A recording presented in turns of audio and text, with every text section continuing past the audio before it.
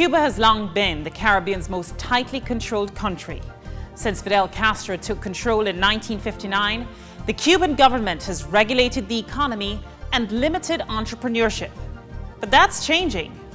Fearing the communist revolution was in danger, the government began in 2011 to institute reforms that legalized many small businesses and opened up vast tracts of land for agriculture. It may be too early to judge the success of those reforms, but it's clear Cuba is at a crossroads. Cubans are expecting greater economic freedom and a higher standard of living. And if unmet, those expectations could pose challenges to the nation's leadership. For a look at the profound and perhaps unexpected consequences of Cuba's economic reforms, we go 23 degrees north and 82 degrees west to Havana, where Bill Gentile has more.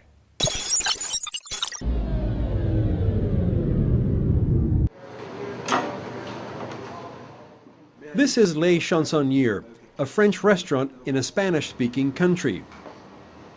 And not just any country, Cuba. For 5 decades, most private enterprise like Les Chansonniers was outlawed. That's until 2011, when the communist government began to relax the rules. The law just says that everybody has the right to do it. They don't require anything other than paying taxes and the whole collection thing.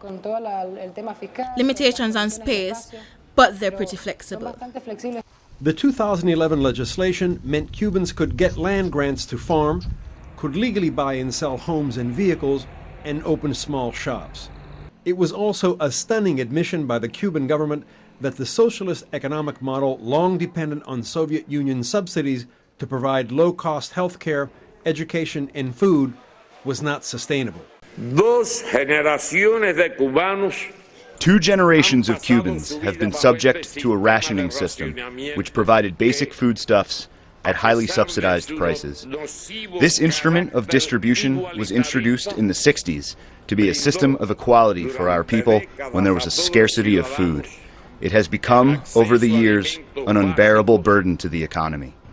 Professor William Leogrand at American University in Washington, D.C. is a top Cuba expert in the United States. Raul Castro has been very clear that the old way of doing things just didn't work in the 21st century, and if the revolution was to be sustained through the generations of the future, that they were going to have to find a way to pay their own way. Cuban entrepreneurs called cuentapropistas have applied for some 400,000 licenses to open their own shops. This man repairs watches on his front porch. This woman sells costume jewelry at the entrance to her apartment building. And this man fixes and fills cigarette lighters outside his front door. They're all signs that Cuba's reforms are gradual but working. There has been some increase in agricultural productivity as a result of the changes in pricing for agricultural goods. And there's clearly been a dramatic expansion of private enterprise, of small business people. Before the reforms, Cuba's economy grew by about 2% in 2010. After the changes, growth accelerated. And this year, the IMF expects a 3.7% increase, faster than most other Latin American and Caribbean nations. If they're fully put into place as the way they've been laid out, they're likely to be successful, and the economy is likely to begin to grow in significant ways.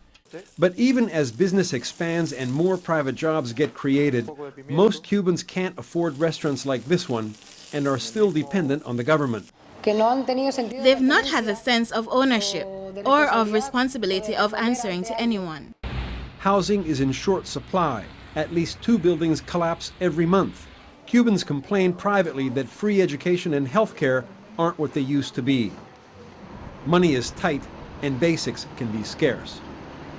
And if the process fails and life doesn't get better for people, I think that the legitimacy of the revolutionary government is at risk.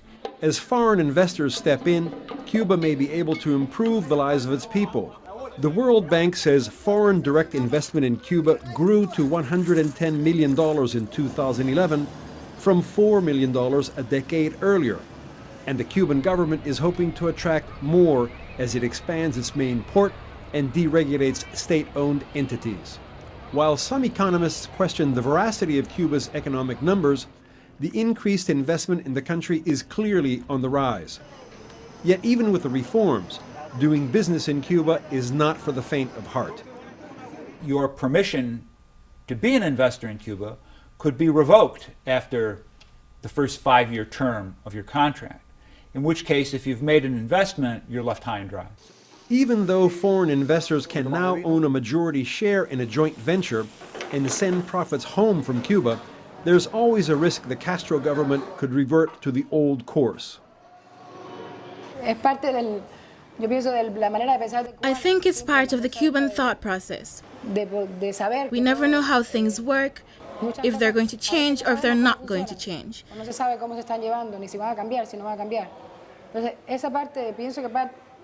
It's part of the concern of everyone who opens a new business.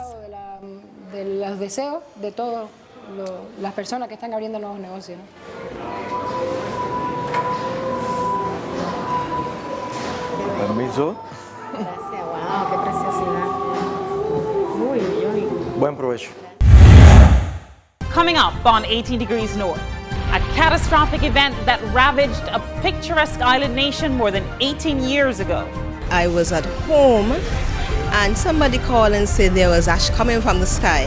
But could the volcano that devastated the island of Montserrat yet turn out to be its salvation? There's really the sort of surface manifestation of a lot of heat under the ground, and you usually get dotted around it to spots where hot water can come up. And the geothermal project is basically tapping into one of those. That story coming up on 18 Degrees North. The preceding segment was brought to you by First Global Bank. Even when we're overseas, away from home, Jamaicans are always on the go. But sometimes it's nice to just stop and relax a little.